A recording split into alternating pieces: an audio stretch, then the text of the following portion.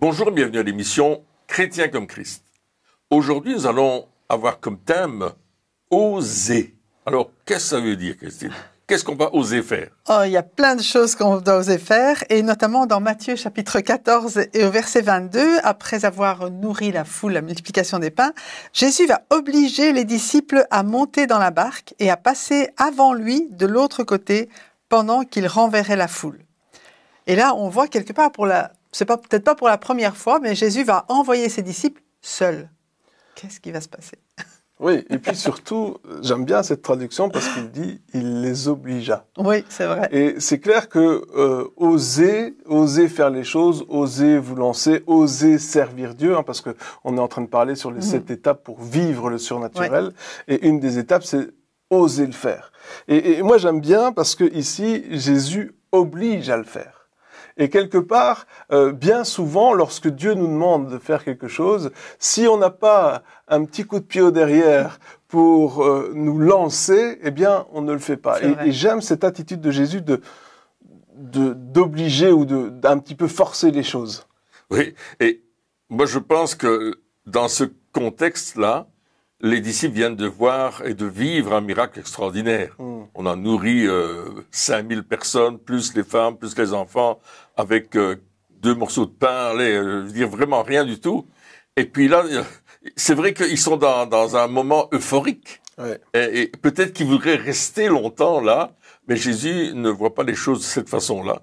Il leur dit, allez, il faut que vous passiez de l'autre côté. Quittez cet endroit maintenant. Allez-vous-en de l'autre côté. Et parce qu'il y a beaucoup de choses à faire de l'autre côté, bien sûr. Il fallait pas s'arrêter au miracle qu'on a eu. Il faut continuer. Et c'est pour ça que Jésus va leur dire, et il va les obliger à dire maintenant, il faut changer de cap. Il faut aller de l'autre côté. Et souvent, nous sommes dans des moments euphoriques parce qu'on voit la gloire de Dieu, on voit la présence de Dieu qui est là et on est touché par cette présence de Dieu. Et on aimerait rester dans cet endroit-là. Mais Dieu nous dit simplement, il faut aller plus loin, il faut changer d'endroit. Donc ça veut dire que quelque part, lorsque on va servir Dieu, ou on veut vivre dans le surnaturel de Dieu, en tout cas, il va falloir sortir de notre zone de confort. Exactement, sortir de la zone de confort et faire des choses qu'on n'aurait peut-être pas eu envie naturellement de faire, ou bien qu'on aurait eu peur de faire. Oui, parce qu'ils étaient bien avec avec la foule, tout ça. Sûrement que la foule était en admiration devant Jésus, mais devant eux aussi, quelque part, parce qu'ils avaient distribué, etc. Oui. Et si on voit la suite, vraiment, ils vont effectivement traverser une tempête seuls. Et là, ils vont essayer de s'en sortir jusqu'à ce que Jésus va venir à leur rencontre en marchant sur l'eau, finalement, ce qui est encore plus apeurant. En fait. Donc, on a comme titre « Oser ». Alors, on ose, donc ils ont osé le faire, donc ils se disent « Ah ben ça y est, on obéit à Jésus, on ose faire les choses ». Et là, c'est à ce moment-là que les problèmes arrivent quelque part. Donc, c'est au moment où on veut vivre dans le surnaturel, au moment où on ose se lancer et on se dit, ben voilà, vu que je me lance, ça va forcément aller, vu que c'est dans la volonté de Dieu. Parce que là, on voit que c'est la volonté de Dieu, vu que c'est Jésus qui les force à le faire. Et pourtant, il y a la tempête, et la tempête qui est suffisamment forte pour qu'ils pensent que c'est la fin. Oui, c'est ça eux, ils se sont vus mourir, c'est ça? Oui, tout à fait. Mais ils sont au milieu je ne vais pas dire d'un ouragan, mais bien sûr, sur le lac, il y avait souvent des grosses tempêtes qui arrivaient, parce que c'était dans la cuvette, il y a une question de montagne autour, j'avais lu quelque chose là-dessus. Mais quand même, on voit que on peut vivre la gloire de Dieu, la présence de Dieu, de façon extraordinaire, surnaturelle, mais on peut aussi être attaqué par le surnaturel qui s'oppose à Dieu. Parce que le diable, il essaye d'imiter Dieu et il essaye de faire des choses pour nous empêcher d'aller plus loin ou de vivre quelque chose. Mais la bonne nouvelle, c'est que Jésus veille. Jésus veille. Il nous envoie faire quelque chose, mais il veille sur nous. Il dit « Je suis tous les jours avec vous ». Et c'est une réalité. Jésus est en train de veiller sur les disciples qui sont dans la barque et qui sont en train de décoper l'eau peut-être et de tenir le mât et de s'accrocher pour ne pas périr. Quoi. Oui, et puis c'est vrai que lorsque on est face, comme tu dis, à des événements surnaturels contre nous, à ce moment-là, quand même, on se remet en question. Oui. On se dit, est-ce que vraiment c'est Dieu qui m'a envoyé? Est-ce que j'étais pas trop euphorique ou est-ce que j'ai pas fait une overdose de foi, une overdose d'enthousiasme? Est-ce que vraiment je suis au bon endroit? Et je suis sûr que les disciples, ils ont dû se poser ces questions-là. Enfin, à mon avis, pour eux, c'était déjà terminé. Ils avaient, mais pourtant, ils étaient quand même au bon endroit. Ils étaient au bon endroit et ils n'imaginaient certainement pas la façon dont Jésus allait les rejoindre. Parce que pour eux, ils étaient au milieu de la mer, Jésus était sur le rivage, donc il n'y avait aucune possibilité pour qu'ils viennent avec eux. Sauf que Jésus avait autre chose et il est arrivé vers eux en marchant sur l'eau au point qu'ils ont cru, mais enfin c'est pas possible, c'est un fantôme, qu'est-ce qui se passe? Et il a dû les rassurer en disant non, c'est moi, n'ayez pas peur. Donc pour eux, ils étaient persuadés qu'ils étaient seuls. Ouais. Et c'est ça aussi, parce que souvent quand on se retrouve dans des épreuves, dans des problèmes, on est persuadé qu'on y est tout seul. C'est vrai. On est persuadé qu'il n'y a plus personne avec nous et on est persuadé aussi, à un certain moment, que Dieu est loin et qu'il n'entend plus nos prières, qu'il y a une coupure téléphonique, le câble est cassé, la 5G fonctionne pas, ça marche plus. Et nous, c'est notre impression. Et comme tu dis, on a dans notre façon de voir les choses, il n'y a aucune solution pour que Jésus nous rejoigne dans ce problème. C'est pas possible. Humainement parlant, et même dans l'imagination qu'on pourrait se faire de comment Dieu pourrait répondre, parce que souvent on se dit, Dieu devrait répondre comme ça, même là on ne voit pas la solution. Et pourtant, Jésus arrive, et là les disciples, au lieu d'accueillir Jésus en disant, wouhou, on est super content que tu sois là, ne le reconnaissent même pas quelque part. Oui, parce que il faut dire, il y a deux choses. Leurs yeux sont branchés sur la tempête. Et ils ne s'attendent pas du tout à voir quelqu'un marcher sur l'eau. C'est pas quelque chose de naturel quand même. Quelqu'un qui s'amène en marchant sur l'eau au milieu de tempête. Au milieu des vagues, oui. Parce que la tempête, c'est des vagues qui font je sais pas combien de mètres de haut aussi. Oui, c'est terrible. Alors, et là, ils voient Jésus. Et là, tout d'un coup, la tempête ne les intéresse plus. C'est Jésus qui les intéresse. Mais ils ont encore plus peur. Ils ont peur, ils paniquent, mais ils se disent, c'est quoi ce phénomène? C'est quoi ce qui nous arrive? Pourquoi ça nous arrive comme ça? Mais qu'est-ce que ça veut dire? Donc ça veut dire que lorsque on est dans les problèmes, eh bien c'est normal qu'on ne comprenne pas tout. Absolument. Ah oui. Parce que là, ils comprennent plus rien. Non, rien. Pourtant, ils sont dans la volonté de Dieu. Ouais. Et c'est bizarre, on parle de oser, et puis tout d'un coup, on parle des tempêtes, mais c'est ce qui arrive souvent quand on ose. mais ils comprennent plus rien. Pourtant, ils connaissent Jésus, mais là, ils sont aveuglés. Ils sont aveuglés, et puis, mais la solution est là. La solution est là parce que Jésus va parler. Et il va vraiment s'adresser à eux. Il dit, n'ayez pas peur, c'est moi. Et puis Pierre dit, mais si c'est toi, ordonne-moi d'aller vers toi. Et là, c'est une autre étape. Il y a non seulement, on voit le phénomène de la peur à cause de la tempête, la peur parce que tout d'un coup, ils voient un être sur l'eau qui est en train de marcher vers eux et qui leur parle. Et puis là, il y a maintenant cette décision de Pierre, mais si c'est toi, ordonne que j'aille vers toi. Pierre est en train de tester ce qu'il voit. Et c'est intéressant de voir ça. Qu'à un certain moment, on va tester aussi ce à quoi on est confronté. On va commencer à poser des questions. Et là, Jésus va donner un ordre. Il dit, viens. C'est très simple. Il leur a ordonné de prendre la barque et de traverser. Et puis là, simplement, il dit à Pierre, viens. Et ce qui est extraordinaire, c'est que Pierre va oser. Ouais, alors là, franchement... Il faut quand même le faire. Hein. Non, mais il faut le faire. Parce que souvent on dit, oh oui, mais Pierre, il a coulé. Oui, d'accord, mais avant... Avant, il a marché. Avant, il a marché. Quand même, le gars, il est sorti de la barque.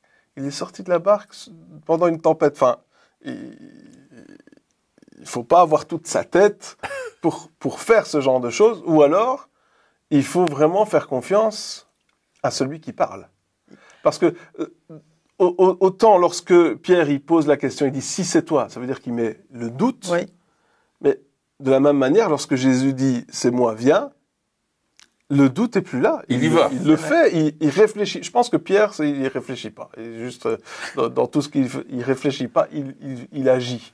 Et il y a des fois, justement, dans notre vie, où on se retrouve au milieu d'une tempête, où on se retrouve au milieu de choses qui sont impossibles, où Dieu va nous demander de faire quelque chose qui paraît encore plus fou. Ouais. Qui paraît, qui a pas de sens. Par exemple, si t'as presque plus d'argent et Dieu te dit, ben, tu donnes tout ce qui te reste. C'est de la folie. Il faut pas faire ça. Enfin, je veux dire, humainement parlant, si t'as presque plus d'argent, tu fais attention, tu coupes 1 euro en 10 pour être sûr et tu regardes. Et là, Dieu dit, par exemple, donne tout ce qui te reste. Et là, c'est un acte de folie. Mais lorsque Pierre fait cet acte, fait ce geste, il marche sur l'eau. Il marche sur l'eau. Parce qu'il garde les yeux fixés sur Jésus. Et quand tu parlais d'ordonner, moi je me souviens de Pierre, à qui Jésus a ordonné de jeter le filet, la première fois, une des premières fois qu'il l'a vu, et qui était aussi une folie, puisqu'il avait pêché toute la nuit sans rien prendre. Mais il dit, sur ta parole, je vais jeter le filet. Donc Pierre avait déjà fait l'expérience que quand il obéissait à Jésus, il y avait quelque chose de spécial et de miraculeux qui se passait. Et je crois que ça aussi, c'est venu dans sa tête, et il a dit, mais si tu l'ordonnes, je vais le faire. Et Jésus l'a ordonné, donc il n'avait plus qu'un choix. Bon, je le fais. D'accord. Mais il l'a fait en gardant les yeux fixés sur Jésus. Et c'est ça qui est important. C'est d'abord quand on ose, c'est vrai que Dieu nous demande d'oser, mais d'oser sur sa parole.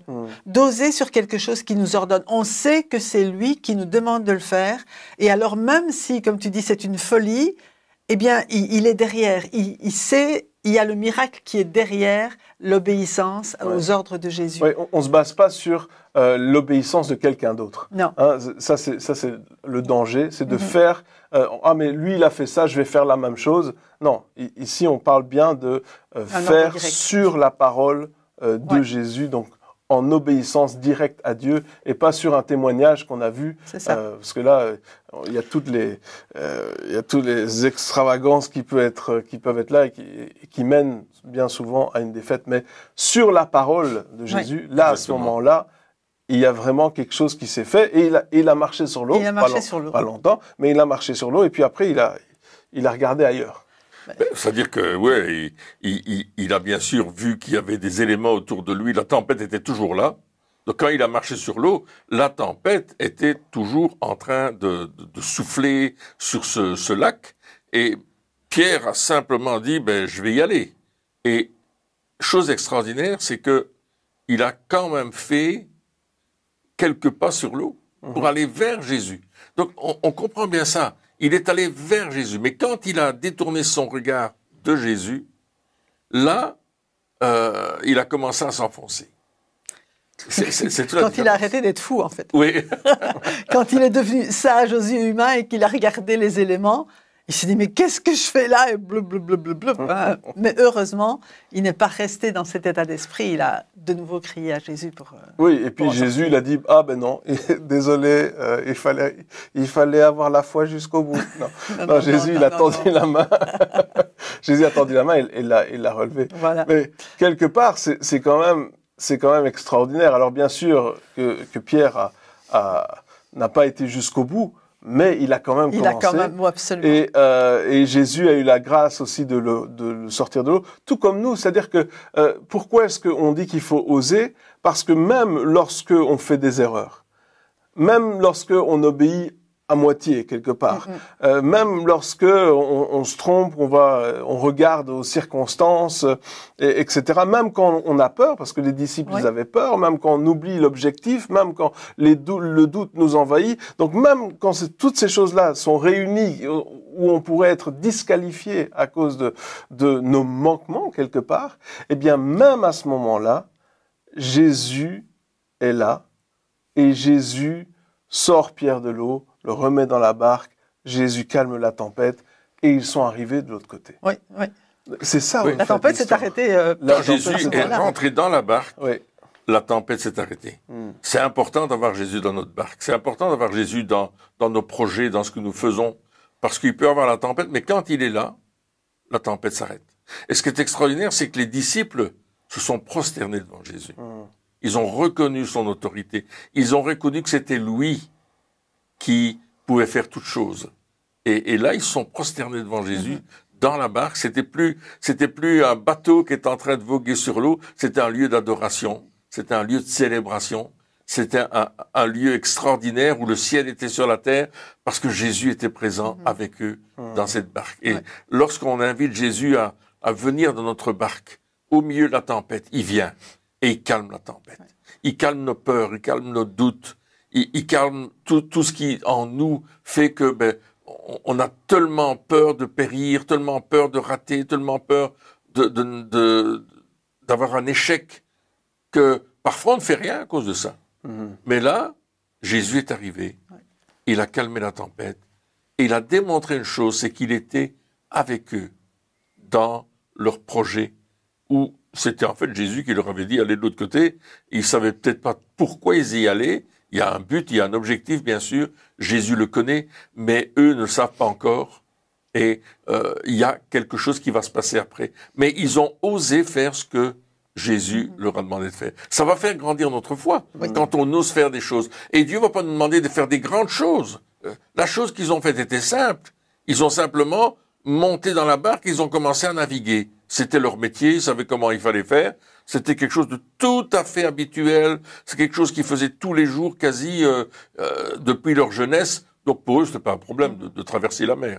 Mais il y avait une tempête qui les attendait. J'aimerais reparler un peu de Pierre et de cet acte qu'il a fait, parce que, comme tu dis, ils avaient l'habitude dans la barque. Donc Pierre, il a préféré quitter le confort, entre guillemets, qui n'était pas très confortable à ce moment-là, mais quand même quitter le seul moyen qu'il avait normalement de subsister pour aller vers Jésus. Parce que pour lui, ce qui était le plus important, c'est, comme tu disais, c'est la présence de Jésus, c'est être proche de lui, parce qu'il se disait, sûrement, avec lui, près de lui, je crains rien. Je suis plus en sécurité au milieu de la mer, près de Jésus, que dans la barque, loin de lui.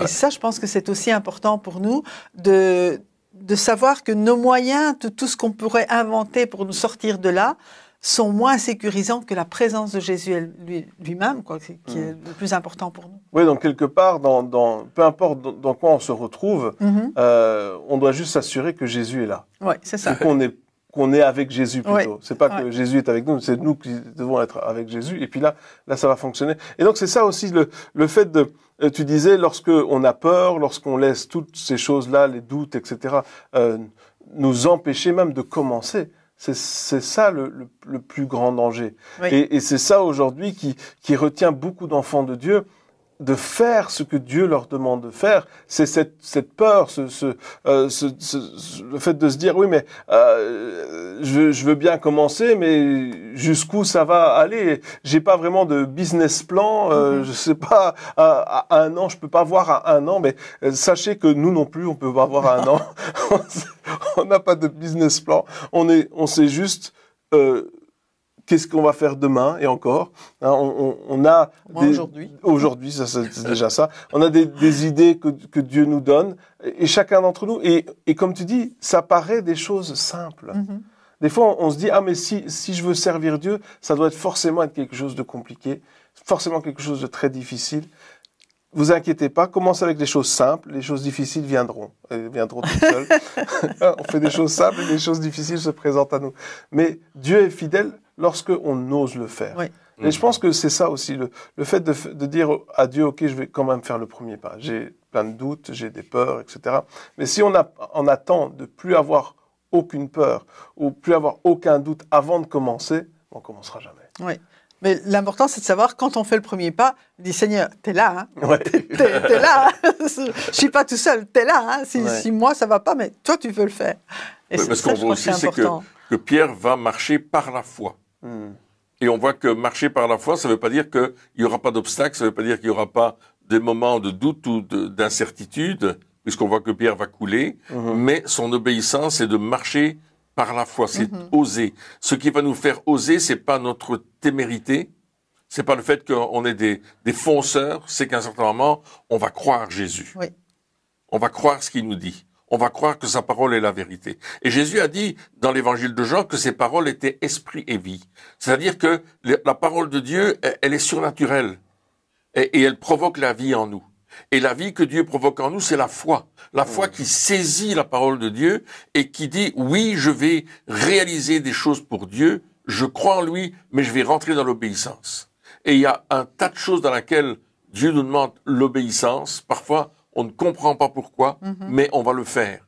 Et on va entrer dans ce domaine-là où on va oser obéir à Dieu dans des choses parfois qui semblent incroyables ou peut-être difficiles pour nous, qui n'ont rien à voir avec notre culture, qui n'ont rien à voir avec nos habitudes, mais Dieu va nous dire obéis, vas-y, monte dans la barque, va plus loin, je suis avec toi. Ouais. Et puis il y en a qui pourraient se dire, ah oui, mais moi je ne sais pas vraiment ce que Dieu veut pour moi. Et, alors il y a bien sûr pour chacun des choses bien spécifiques, mais il y a quand même un ordre général. Hein. Je pense qu'il était dans Marc chapitre 16, peut-être tu peux le lire, où là on sait que c'est pour chacun d'entre nous qui croyons. Donc on sait déjà, ça c'est la base, on va dire, la base de ce qu'on peut déjà faire. Si vous savez pas quoi faire, il y a déjà ça. Il y a celui-là qui est pour tout le monde. Il leur dit, allez par tout le monde et prêchez la bonne nouvelle à toute la création. Celui qui croira, qui sera baptisé, sera sauvé, et celui qui ne croira pas sera condamné. Mais voici les miracles, on parle de surnaturel là. Voici les miracles qui accompagneront ceux qui auront cru. En mon nom, ils chasseront les démons, ils parleront de nouvelles langues, ils saisiront des serpents, s'ils boivent quelques breuvages mortels, il ne leur fera point de mal. Ils imposeront les mains aux malades et les malades seront guéris. Et le Seigneur, après leur avoir parlé, fut enlevé au ciel. Il s'assit à la droite de Dieu. Ils s'en allèrent prêcher partout. Le Seigneur travaillait avec eux et confirmait la parole par les miracles qui l'accompagnaient. Donc Jésus donne un ordre d'aller par tout le monde, de prêcher la bonne nouvelle. Il leur dit, mais voilà ce qui va se passer quand vous allez prêcher. Il y aura des miracles qui vont vous accompagner. Et puis il nous dit à la fin, mais le Seigneur est là tout le temps. Et il l'accompagne. Et il l'accompagne. Et il confirme. Oui, il confirme c'est lui la qui parole. confirme sa parole. Exactement. C'est pas à nous à prouver que ce que nous disons est vrai. C'est Dieu qui confirme lui-même sa parole. Et je pense que ce mot prêcher, alors lorsque on parle de prêcher, souvent l'idée qu'on s'en fait, c'est quelqu'un sur une scène avec un micro qui parle à une audience. Mais prêcher, c'est pas ça. Prêcher, c'est témoigner. Finalement, prêcher, c'est raconter notre histoire de ce que Dieu a fait dans notre vie. C'est ça, prêcher. C'est ça, oui. Lorsque on parle d'un témoignage, n'importe lequel, de ce que Dieu a fait dans notre vie à une autre personne, on appelle ça prêcher. Absolument. Donc, c'est ça, prêcher. C'est pas compliqué. Non.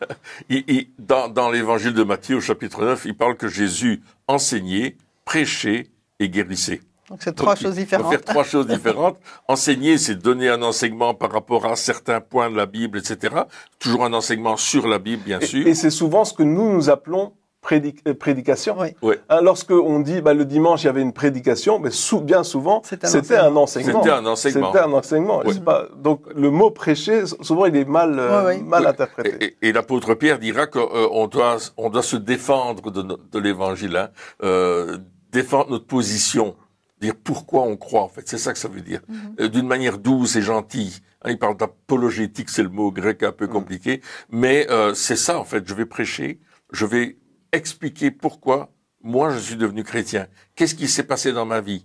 Qu'est-ce que Dieu a fait pour ma vie qu'aujourd'hui je crois en lui et je le suis et je suis avec lui. Donc je ne suis pas en train de parler d'une religion qui m'a apporté quelque chose. Je parle de Dieu qui est venu dans ma vie, qui est intervenu dans mes affaires et qui a changé ma vie. Et c'est ça la présence de Dieu, c'est ça l'amour de Dieu extraordinaire. Et c'est là que je vais partager cet évangile. Et non seulement je vais le partager, mais comme il est puissant, il va faire que cet évangile va apporter quelque chose qui va être transformé dans la vie de mon auditeur.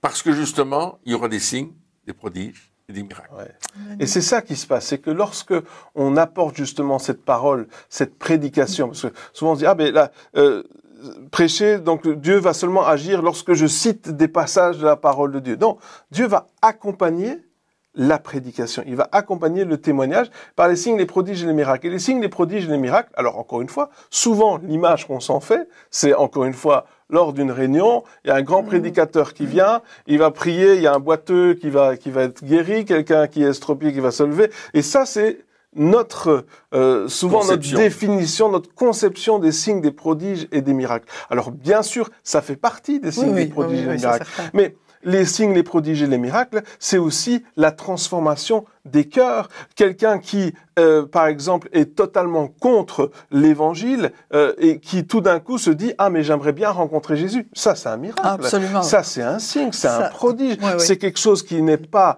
humainement possible, qui dans l'histoire de cette personne n'aurait pas pris place si nous, on n'avait pas apporté la parole. Et donc, c'est ça. Lorsque souvent, on se donne des mauvaises définitions et donc on se dit « Si c'est ça, je sais pas le faire ». Mais par contre, si c'est juste dire un truc que Dieu a fait dans ma vie, ça c'est quand même beaucoup moins compliqué. Et puis, peut-être que lorsqu'on parle à la personne, justement, eh bien, la personne dit « Ouais, c'est ça, je te crois pas ». Et puis, on se dit « Il a sûrement pas pris ». Mais peut-être qu'un mois plus tard, il vient et dit « Tu te souviens, tu m'avais parlé de ça, que tu avais eu un miracle. Mais justement, j'ai besoin d'un miracle aussi. Est-ce que tu pourrais avoir une petite pensée pour moi? Une petite prière. Non, ils ne disent pas prière, ils disent une pensée. Est-ce que tu peux penser à moi? Et c'est comme ça que ça commence. C'est-à-dire que la personne qui était totalement athée et ne croyait pas en Dieu, tout d'un coup demande la prière. C'est un miracle. C'est vrai. C'est un miracle. Et donc, il ne faut pas minimiser les choses que Dieu fait dans les cœurs, parce que quelque part, le but des manifestations extérieures, des guérisons, etc., c'est quoi? C'est qu'il y a un changement dans le cœur. Et donc, si on peut avoir le changement dans le cœur directement, on a gagné. Oui. C'est ça. C'est certain. Et donc, c'est ça aussi. Oser, ça commence avec des petites choses. On n'est pas obligé de dire « Ah si, par l'Éternel, tu dois te repentir ». Non, voici ce que Dieu a fait pour moi. Et puis, en même temps, c'est Dieu qui accompagne la c'est parole. C'est lui qui fait des choses, ouais. On se souvient de Reinhard Bonnke qui disait « Moi, je ne prêche jamais sur la guérison » mais quand il prêche, il y a plein de guérisons qui se produisent. Parce que c'est Dieu lui-même qui fait le miracle et qui authentifie envers la personne qui entend. Tant mieux pour nous. Oui, parce que c'est pas nous. On n'a rien à prouver. C'est-à-dire que nous, on va juste obéir à ce commandement que Jésus a donné et on va commencer à le faire. Et puis, lorsqu'on va voir les fruits, lorsqu'on va voir ce que Dieu fait au travers de nous, nous allons être étonnés. Absolument. Et c'est ça qui se passe. Le surnaturel, quelque part, on est plus étonnés, nous, que les gens qui reçoivent le miracle. Parce qu'on se dit, waouh, qu'est-ce que Dieu est grand, qu'est-ce qu'il est bon, il est merveilleux. Et il fait encore des choses aujourd'hui lorsque on ose, lorsqu'on obéit, il fait les choses et il fait le miraculeux. Eh bien, chers amis, merci encore de nous avoir suivis pour cette émission. Et puis, on se retrouve très bientôt pour la suite. Au revoir.